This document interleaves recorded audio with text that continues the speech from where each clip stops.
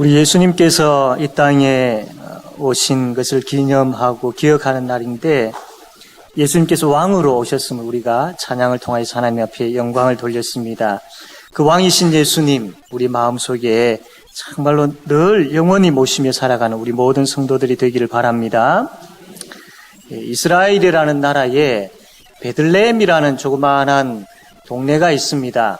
이스라엘의 수도가 예루살렘인데, 예루살렘에서 한 8km 정도 떨어진 곳에 인구가 한 1000명 정도밖에 되지 아니하는 아주 자그마한 마을이 베들레헴입니다. 오늘 우리가 읽었던 이 말씀 보면 이 베들레헴이라는 동네에 대해서 말씀을 하고 있는 것을 보게 됩니다. 어느 날 이 동방 박사들이 하늘을 보니까 아주 특별한 별이 떠 있는 것을 봅니다. 이것은 그냥 대충 떠 있는 별이 아니라 아주 위대한, 지금까지 비교할 수 없는 그런 아주 위대한 왕이 태어난다라는 것을 이 박사들은 알았던 것이죠. 그래서 이 별을 따라 이제 박사들이 오게 되는데 유대 땅까지 오게 되었습니다. 유대 땅에서 박사들이 사람들에게 묻습니다. 유대인의 왕으로 나신 네가 어디 계시냐? 우리가 이 동방에서 별을 보고 그분께 경배하러 왔다. 좀 알려다오라고 이제 이야기를 합니다. 이 소식이 왕궁에까지 전해지고 헤롯의 그 유대인의 왕이었던 헤롯의 귀에까지 전해졌죠. 헤롯은 이 소식에 대해서 아주 큰 충격을 받게 되었습니다. 두 가지 이유인데, 첫 번째로는 자기가 지금 이 유대 이스라엘의 왕으로 있는데 이 새로운 왕이 태어났다라는 소식은 이 왕의 자리에 대한 그 위태로움을 느꼈던 것이죠. 이 헤롯은 권력에 대한 집착이 아주 강했던 사람입니다. 그러다 보니 새로운 왕이 태어났다라는 것은 아주 민감하게, 그리고 굉장히 그에게는 충격으로 와닿았던 것입니다. 또 한 가지는 이 박사들이 이야기한 그 새 왕이 누굴까 헤롯이 가만 생각을 해봅니다. 그 생각하는 가운데에 구약 성경에 보면 메시아가 오신다, 이 내용들이 쭉 있는 겁니다. 헤롯이 생각합니다. 그러면 그 새로운 왕이 메시아란 말인가? 이 생각을 하게 되었죠. 메시아구나. 그것 때문에 헤롯은 더 두렵습니다. 왜냐하면 이 헤롯은 아주 엉망으로 살았습니다.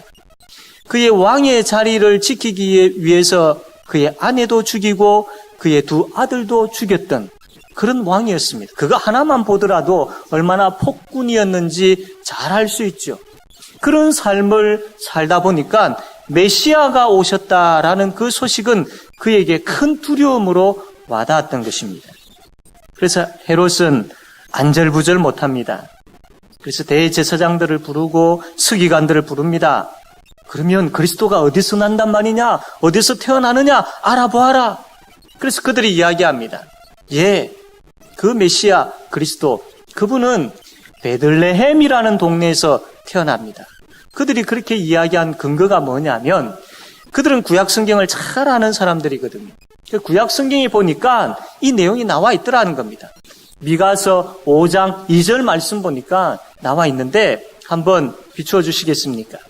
베들레헴 에브라다야, 너는 유다 족속 중에 작을지라도 이스라엘을 다스릴 자가 내게서 내게로 나올 것이라. 그의 근본은 상고의 영원에 있느니라. 이 말씀이 기록되어 있거든요.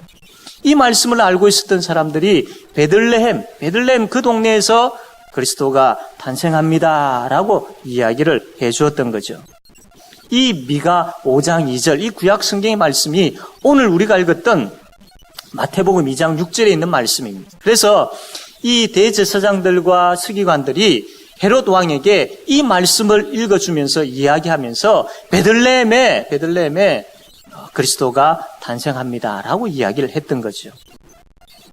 이 베들레헴에 대해서 이 대제사장들과 서기관들이 미가 말씀을 인용을 해가지고 이야기하는데 그 말씀에 보니까 이 베들레헴이 작지 아니하는 마을이라는 겁니다. 아주 중요한 마을이라는 겁니다. 그런데 실제적으로 이 베들레헴은 인구가 1000명밖에 되어지지 아니하는 보잘것없는 마을입니다. 정말로 보잘것없는 마을이에요.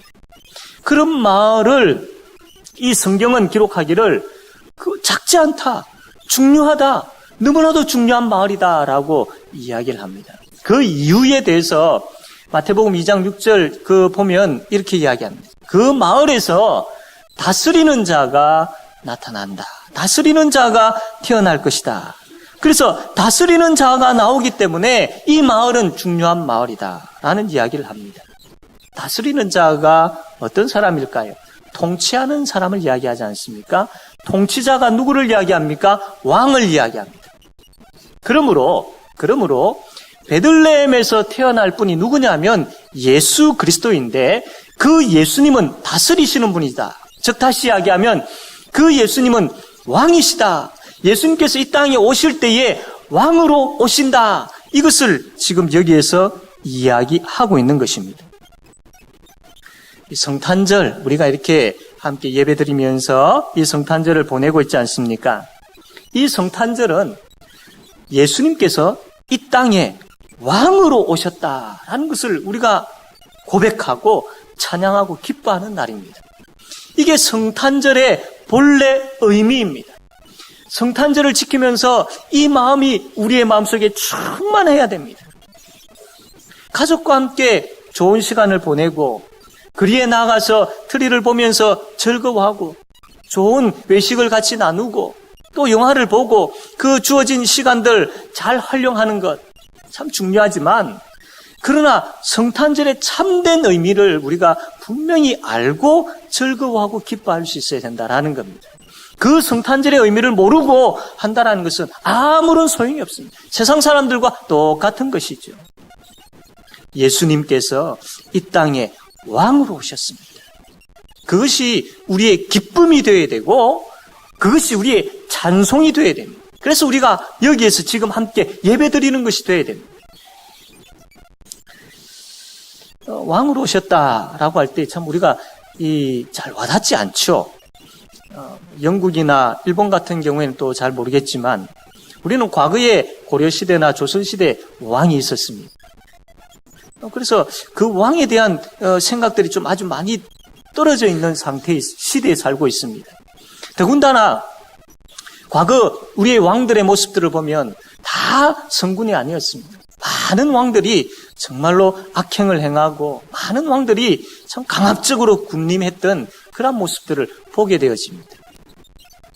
더군다나 또한 지금 이 시대의 통치자의 모습을 보게 되어지면 참 한숨은 더 나오게 되어지죠.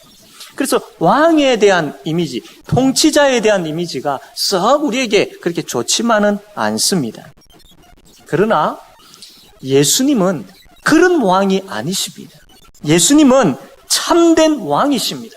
온 우주 만물을 만드신 왕이십니다. 우리를 직접 만드신 왕이십니다. 특히 죄와 사망 가운데 있는 우리를 건져내신 왕이십니다. 그것을 위하여 친히 자기의 목숨을 내어놓으신 왕이십니다.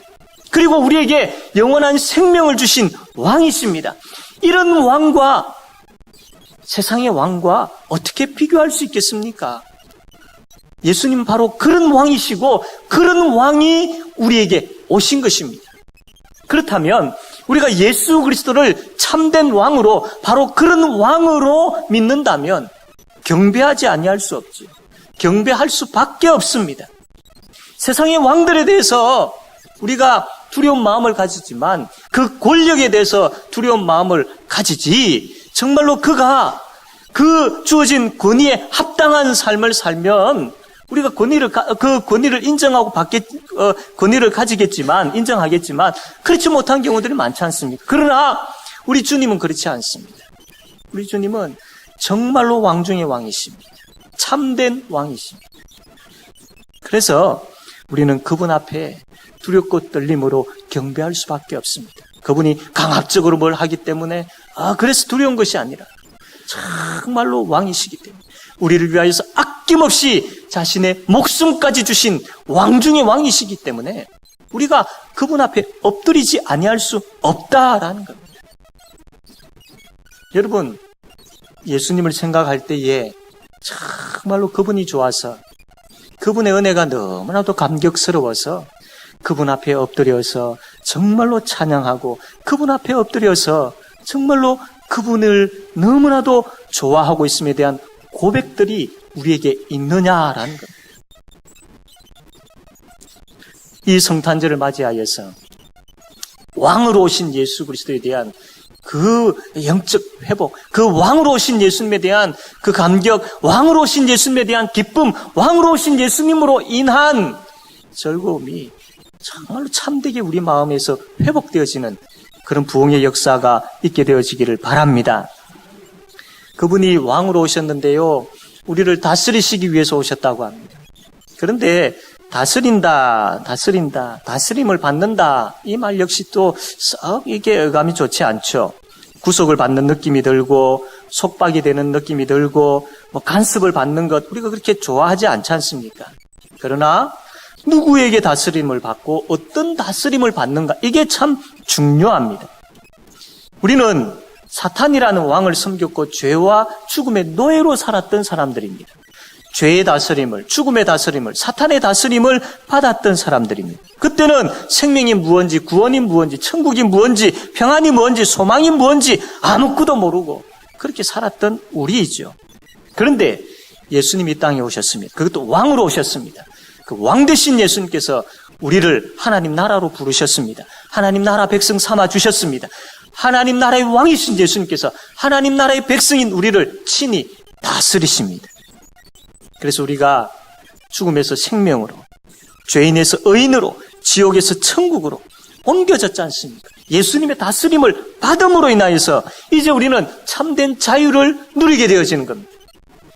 다스림을 받는다는 게 여러분들이 생각하고 있는 속박, 억박, 억압, 이런 것이 아니라 참된 자유가 그 안에 있다라는 것.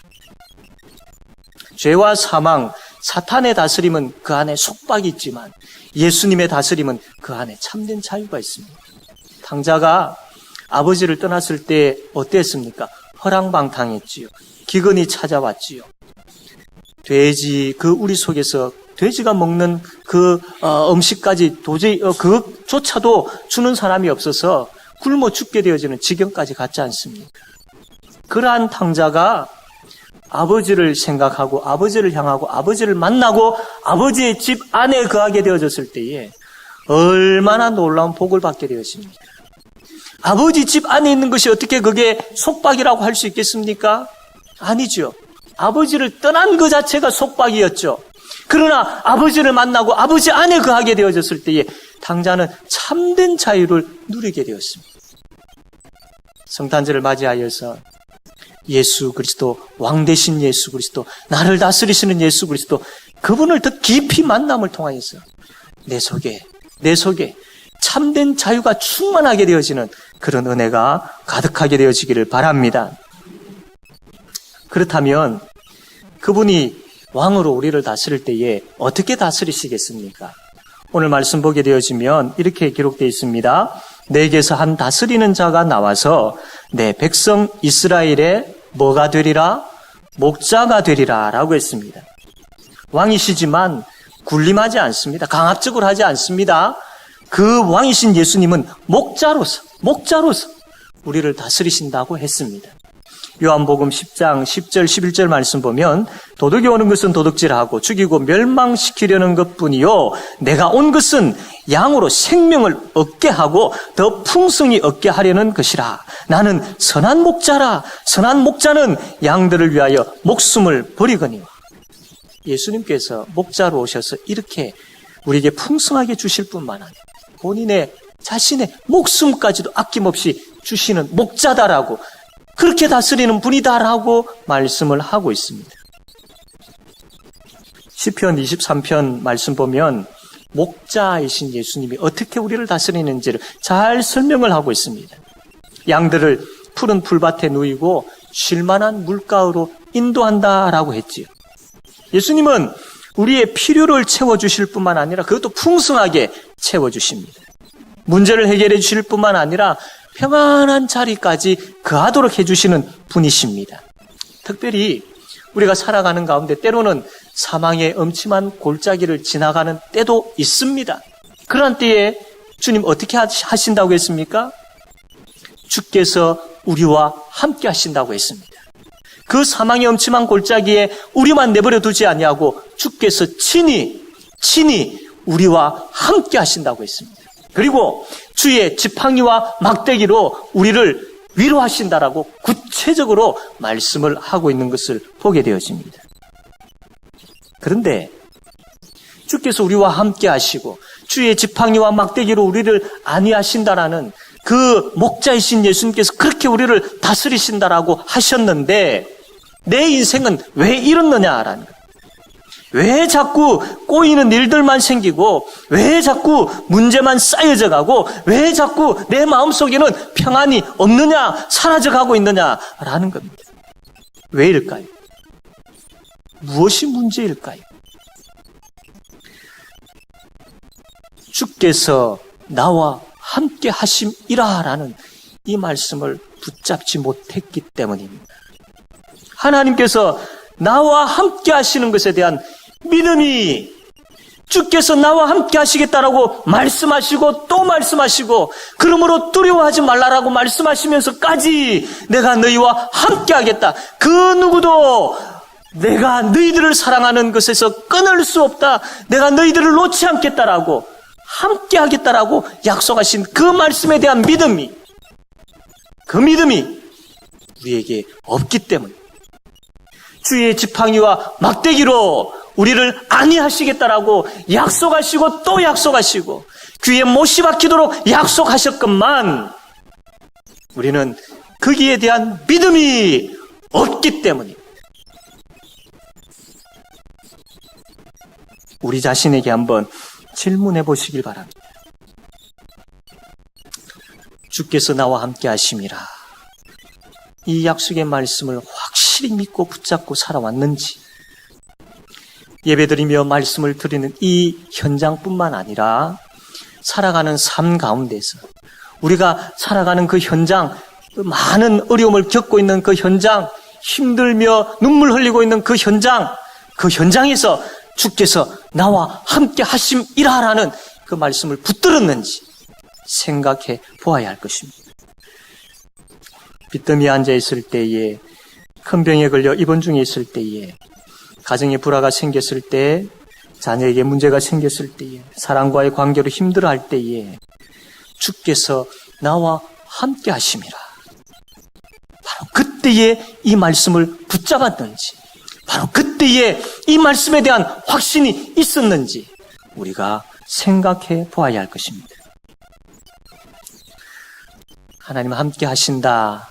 이 믿음은요, 그냥 쥐 구멍에도 볕들 날이 있다. 하늘이 무너져도 솟아날 구멍이 있다. 어떻게 되겠지? 그런 믿음 아닙니다. 그런 믿음 아닙니다. 하나님께서 약속하신 말씀이지 않느냐. 내가 너와 함께 하겠다라고. 내 손에서 그 누구도 그 무엇도 그 어떠한 상황도 끊을 수 없다라고 약속하신 말씀이지 않느냐. 내가 그 말씀을 확신합니다. 내가 그 말씀을 믿습니다. 지금 내가 살아가는 현장과 현실과 내 앞에 놓여 있는 장애물들과 나를 힘들게 하고 나를 눈물 흘리게 하는 그런 일들이 나에게 있지만 내가 이 말씀을 믿습니다. 그럼에도 불구하고 이 말씀을 믿습니다. 이 믿음이 있느냐라는 겁니다. 사랑하는 성도 여러분, 어떠한 문제와 걱정 앞에서도요, 이 믿음이 있으면 그 문제가 해결되어져도 해결되어지지 않아도 감사입니다. 주께서 나와 함께 하신다라는 목자이신 예수님께서 친히 나와 함께 하시며 나를 다스리시며 선한 길로 인도하신다라는 그 확신, 그 믿음이 있다면요, 더 이상 문제가 문제로 여겨지지 않는 것입니다. 내 마음속에 평안이 찾아오면서요, 그 문제가 그렇게 작게 이제는 아무것도 아니게 보이게 되어지고요. 정말로 내 속에 하나님으로 인하여서 그 하나님이 너무나도 크게 여겨지고 그 하나님으로 인하여서 기쁨과 감격이 넘쳐나게 되어지는 겁니다. 이게 예수 믿는 거잖아요. 지금까지 우리는 문제에 우리 앞에 놓여 있는 그 현실에 너무나도 집착하며 살았습니다. 그거 해결하려고 아동바동 치면서 살았습니다. 그러다 보니 우리는 점점 하나님을 잃어버렸습니다. 우리가요, 아둥바둥하면서 그 문제를 해결했다고 합시다. 감사가 있을까요? 찬양이 있을까요? 아니요. 이미 하나님을 잃어버렸는데. 사랑하는 성도 여러분, 하나님이 나와 함께 하신다라는 그 확신과 그 믿음을 가지고 문제 앞에 서도록 합시다. 그러면 하나님이 크게 보이고요. 그 문제가 너무나도 작게 보이게 되어질 것입니다. 그리고 여호와의 그 지팡이와 막대기가 역사하는 것을 경험하게 되어질 줄로 믿으시기를 바랍니다. 그렇기 때문에 이제 하나님 생각합시다. 하나님 좀 생각합시다.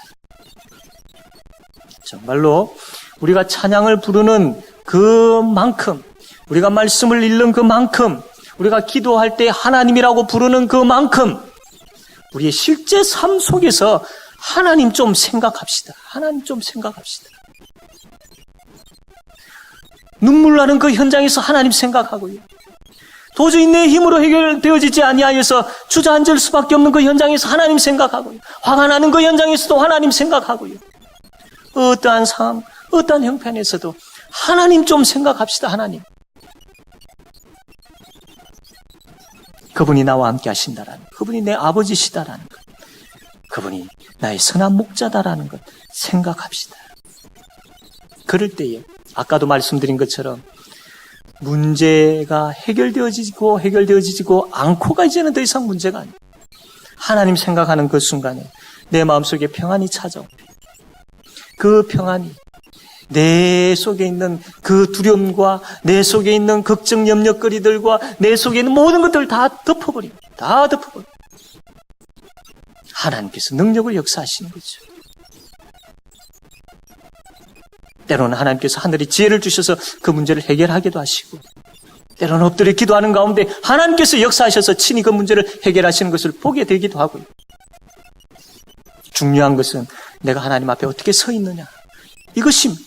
내가 이 문제를 어떻게 해결할 것인가, 이것이 중요한 것이 아니라 내가 하나님 앞에 어떻게 서 있는가, 이것이 중요한 것입니다. 예수님은 이 땅에 왕으로 오셨습니다. 왕이신 예수님은 선한 목자로서 우리를 다스리고 계십니다. 그 다스림 앞에 이제 우리가 무릎 꿇어야 됩니다. 왕이신 예수님을 인정해야 됩니다. 그대로 받아들이셔야 됩니다. 그분이 다스릴 때에 순종하며 나아가는 것, 그것이 우리에게 있어야 됩니다. 사랑하는 성도 여러분, 소망이 없는 세상이지 않습니까? 우리가 지금까지 살아온 그 결과 이 땅에 어떤 소망이 있습니까? 이 나라에 어떤 소망이 있습니까? 많은 젊은이들이 이 땅에 소망이 없음을 보면서 다른 나라로 떠나는 것을 보고 있지 않습니까? 그러나 이 땅에는 소망이 없지만 우리에게 영원한 소망 되시는 예수 그리스도, 우리의 영원한 위로자 되시는 예수 그리스도, 우리의 영원한 힘이 되시는 예수 그리스도, 그분이 우리에게 오셨지 않습니까? 왕으로 오셨고 우리와 함께 하시며 우리를 친히 지금도 다스리시고 계시지 않습니까? 그 예수님 때문에 소망을 가지고, 그 예수님 때문에 위로받고, 그 예수님 때문에 힘을 얻어서 영원한 목자 되시는 그 예수님의 다스림 가운데 평안을 누리는 모든 성도들이 되어지기를 바랍니다.